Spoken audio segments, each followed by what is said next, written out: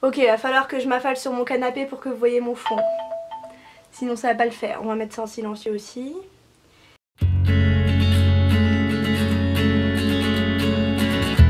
Salut tout le monde, aujourd'hui je vous retrouve pour une nouvelle vidéo. Je vous retrouve pour une vidéo que vous m'avez énormément demandé et que ça fait des mois et des mois et des mois que je vous dis que je vais la faire.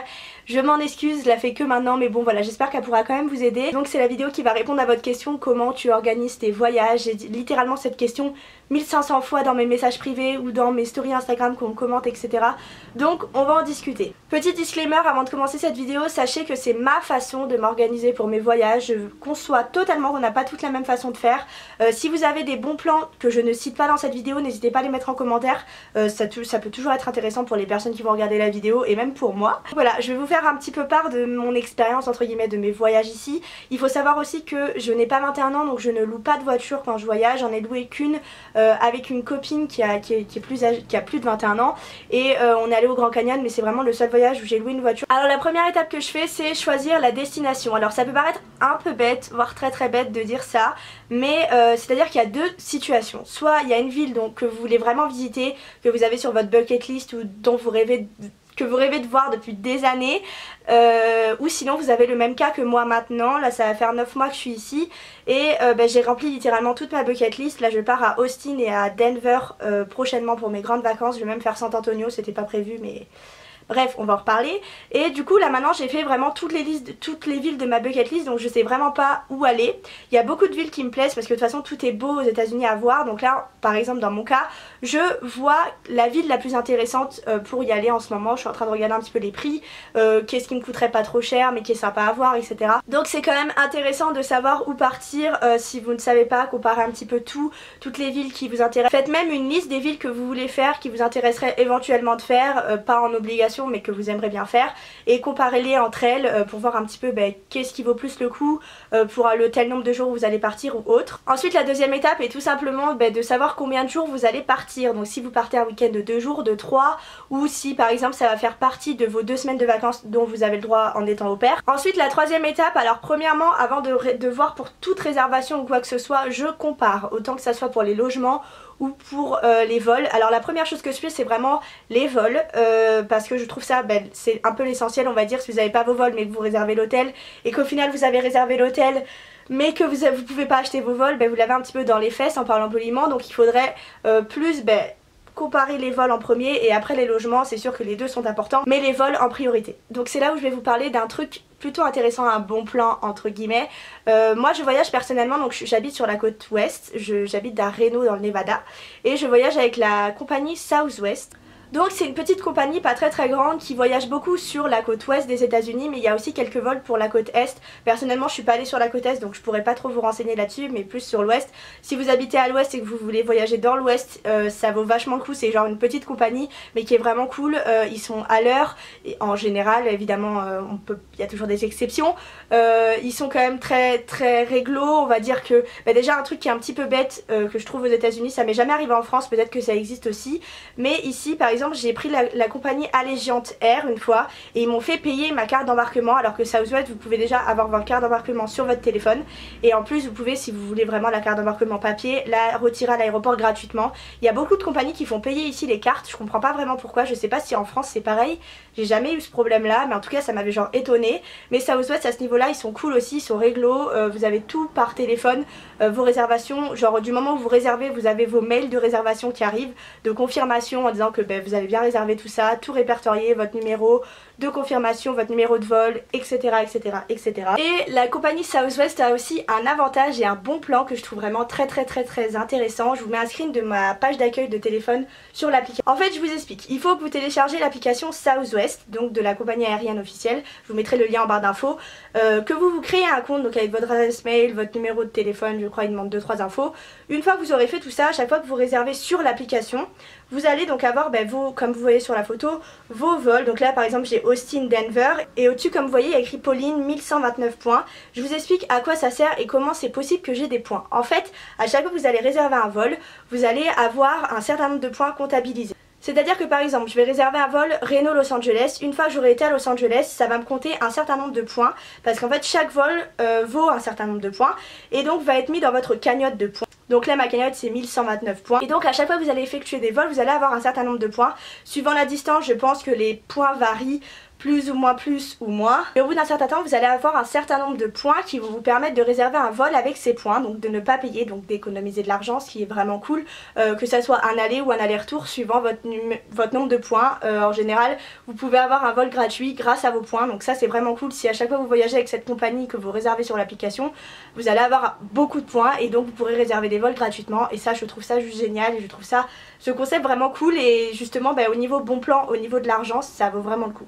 Sinon, si vous ne pouvez pas réserver avec Southwest ou si vous ne voulez pas, ce qui est compréhensible aussi, j'ai un comparateur de vol qui est super, qui s'appelle Kiwi. Je vous mettrai aussi le lien en barre d'infos. Mais vous avez aussi Skyscanner, Kayak ou d'autres genres de sites comme ça. Vous pouvez comparer vos vols facilement et gratuitement, donc c'est plutôt cool aussi. Je vous conseille de les utiliser si vraiment vous voulez comparer tous les vols et toutes les compagnies. La troisième étape, je note tout. Alors moi je suis quelqu'un qui note tout le temps, partout, vraiment pour toutes les informations. C'est à dire que si par exemple je vais regarder les prix des vols, donc sur Southwest en général, je regarde mon prix de vol, je me l'écris sur le papier avec le nom de la destination, je regarde pour mes logements, je l'écris sur le papier avec le nom de la destination aussi, et au fur et à mesure, par exemple si vous hésitez entre deux villes, vous allez pouvoir comparer avec les deux prix que vous aurez, savoir qu'est-ce qui vous coûtera plus cher, qu'est-ce qui vous coûtera moins cher, etc. Et c'est vachement sympa pour se repérer. Pareil, si vous pouvez pas réserver vos billets d'avion tout de suite ou votre logement tout de suite parce que vous n'avez pas l'argent, c'est toujours cool d'avoir écrit le nombre approximatif d'argent qu'il va vous falloir pour pouvoir réserver ça plus tard.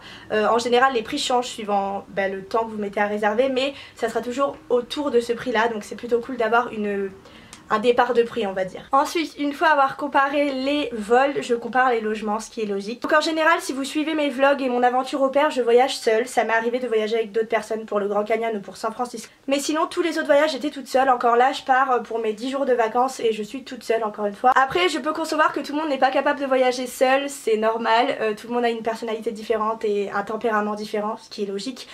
Donc après, je vous conseille vivement, si vous voulez quelqu'un pour voyager et que vous n'avez pas d'amis qui peuvent, etc.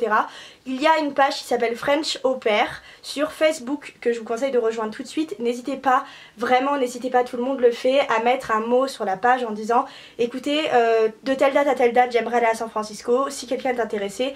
Et en général les gens répondent, c'est toujours cool, on est entre pairs, c'est la bonne entente, c'est la bonne humeur. Donc je vous conseille vraiment de faire ça si vous voulez voyager avec quelqu'un et que vous n'avez pas de copines ou de copains qui peuvent venir avec vous. Alors pour ma part, pour les logements, je loge en hostel. Alors en fait c'est genre comme une auberge de jeunesse mais un peu plus classe, si on peut dire. Il y a une compagnie qui s'appelle iHostel, moi je les adore vraiment. Vous pouvez les trouver sur Booking. Moi franchement j'adore ces hostels là. J'y suis allée à San Francisco, à Los Angeles, j'y vais à Austin, j'y vais à non pas Denver, mais j'y suis allée à San Diego. Enfin c'est vraiment, la plupart du temps je logeais en hostel, iHostel, et c'est vraiment cool. Leurs prix sont plutôt cool, vous avez votre petit déj compris dedans, tout est clean au niveau des draps, des locaux, etc. Donc je vous conseille vraiment, si vous voyagez seul, c'est un très bon deal et c'est moins cher qu'un hôtel. Donc si vous voyagez seul, je vous conseille vraiment de réserver en hostel parce que ça vaut beaucoup plus le coup qu'un hôtel au final. Évidemment si vous avez un problème avec vivre en communauté, n'allez pas là-bas, mais si ça ne vous dérange pas, allez-y, parce que au niveau prix vous allez économiser pas mal d'argent et en plus vous avez votre petit déj compris, tout ça, donc ça fait ça plus ça plus ça plus ça plus ça fait beaucoup moins d'argent à dépenser sur place. D'ailleurs j'ai un lien Booking qui vous permet d'avoir moins 25 $ sur votre réservation, peu importe laquelle. Vous pouvez l'utiliser un certain nombre de fois je crois, donc c'est pas qu'une fois il me semble. Donc je vous le mets en barre d'infos, n'hésitez pas à cliquer, vous cliquez sur le lien, vous passez par le lien pour faire votre résa et après vous allez avoir les moins 25 $ de remboursés sur votre réservation. Ça vaut toujours le coup, c'est pas énorme mais c'est toujours ça d'économiser. La prochaine étape c'est de faire une estimation de Uber ou Lyft. En général moi je suis plus avec Uber, Lyft j'utilise moins mais bon c'est plus ou moins pareil. Au niveau des prix ça dépend des villes, regardez, toujours comparer les deux parce que des fois il y en a un qui vaut plus le coup que l'autre, mais bon voilà. Donc sur le site officiel de Uber vous pouvez estimer le prix de votre course que vous voulez effectuer. Donc moi une fois avoir tout réservé, en général je fais toujours ça, je regarde le prix de la course pour faire l'aéroport, mon hostel. Donc en général c'est entre 10 et 15 $ parce que c'est pas trop éloigné, mais regardez, faites toujours une estimation parce que c'est toujours cool de le savoir à l'avance et de pas être surprise parce que on peut pas y aller à pied en général. Après sachez aussi que dans beaucoup d'aéroports il y a des navettes, des transports en commun, ce genre de trucs. Après moi c'est ma façon de voir les choses, mais je me dis que quand c'est genre un week-end je vais pas m'embêter à aller prendre la navette pendant 2 heures parce que généralement c'est un petit peu plus long que le Uber, alors que j'ai qu'un week-end pour profiter de la ville quoi, donc Certes c'est plus cher, mais d'un autre côté vous allez pouvoir faire plus de choses. Après c'est un choix, faites vraiment ça comme vous voulez, suivant votre budget. L'étape d'après, je regarde toutes les activités que j'aimerais faire ou toutes les choses que j'aimerais visiter. Je me fais vraiment une liste sur papier, j'écris tout ce que je vois, je fais des recherches par internet. Je regarde aussi sur la page French Au Pair sur Facebook, en tapant dans la barre de recherche, vous pouvez par exemple taper le nom de votre ville, genre Austin, et vous aurez toutes les informations des au pairs qui y sont allés, qui ont posé des questions ou autres, et peut-être que ça répondra à des questions qui vous intéresse vous. Donc moi j'avais eu beaucoup d'idées là-dessus justement, après j'avais cherché sur internet etc. Donc je me suis fait vraiment une liste complète de toutes les activités que j'aimerais bien faire. Par exemple pour Denver, comme vous voyez il y a beaucoup de choses et je sais que je vais pas pouvoir tout faire, mais au moins j'ai tout écrit. Vous pouvez même par exemple, un petit conseil d'organisation un peu bête, vous pouvez par exemple écrire en rouge tout ce que vous voulez vraiment faire qui vous intéresse plus que le reste, et en bleu tout le reste, et au moins vous faites déjà les trucs en rouge et après les trucs en bleu. Voilà. Ensuite, une fois avoir fait la liste de toutes ces activités là, je regarde si dans ces activités il y a des trucs qui sont payants, par exemple les musées, les visites, les jardins botaniques, les trucs dans ce genre. En général c'est toujours payant, donc je regarde sur internet ou sur les sites officiels. Généralement c'est très facile, vous tapez le nom du truc, vous avez le site officiel, vous regardez, il y a tous les tarifs de prix, donc en général c'est pas très dur à trouver, et au moins vous savez les prix que vous avez pour chaque truc. Il y a des trucs qui sont beaucoup trop chers pour faire. Par exemple moi quand je suis allée à Phoenix en Arizona, je voulais absolument faire le jardin botanique du désert, et comme une bête entre guillemets, je n'avais pas regardé si c'était payant et c'était 35 $ je crois pour y aller. J'ai quand même payé parce que c'était vraiment le truc que je voulais faire, mais bon. Encore une fois, si vous êtes serré niveau budget, c'est toujours cool de savoir combien ça coûte. Ensuite, pour les activités payantes, je vous conseille d'utiliser l'application Get Your Guide. Je vous mettrai aussi le lien en barre d'infos et je vous mettrai une photo là. En gros, c'est une application qui vous permet de pouvoir réserver certaines activités, pas toutes. Mais par exemple, moi pour Los Angeles, pour les musées Madame Tussauds, je sais pas si vous voyez ce que c'est genre les musées de cire, j'économise toujours en réservant sur ce site là, genre 6 $. Il y a 6 $ d'écart entre sur le site et quand vous achetez sur place, donc c'est toujours ça d'économiser encore une fois. C'est pas beaucoup, mais 5 $ plus 5 $ plus 5 $, je fais que le répéter, ça fait beaucoup. L'étape suivante, c'est vraiment un truc de taré, c'est encore une fois parce que je suis très organisée, peut-être que vous pourrez le faire aussi si vous aimez être organisé et savoir ce que vous allez faire. Je me fais un planning, alors je m'explique, je ne fais pas un planning avec des heures, je trouve ça trop genre oppressant. C'est aussi le voyage, c'est aussi la découverte, c'est aussi se balader tout ça, mais je me fais un planning genre par jour, qu'est-ce que je pourrais faire approximativement, genre par exemple si vous êtes là le week-end, j'aimerais bien faire samedi ça, dimanche ça, et au moins vous regardez, vous avez 2 plannings. Et je fais un truc qui est complètement fou, enfin ma host trouve ça fou, c'est de regarder genre sur le map Google où se situe chaque truc. Donc en général je me fais un dessin, genre je sais pas, je me fais vous voyez, ça c'est le map Google. Admettons mon hostel est là, je vais regarder tout ce qui est à gauche, tout ce qui est à droite de ce que je veux faire.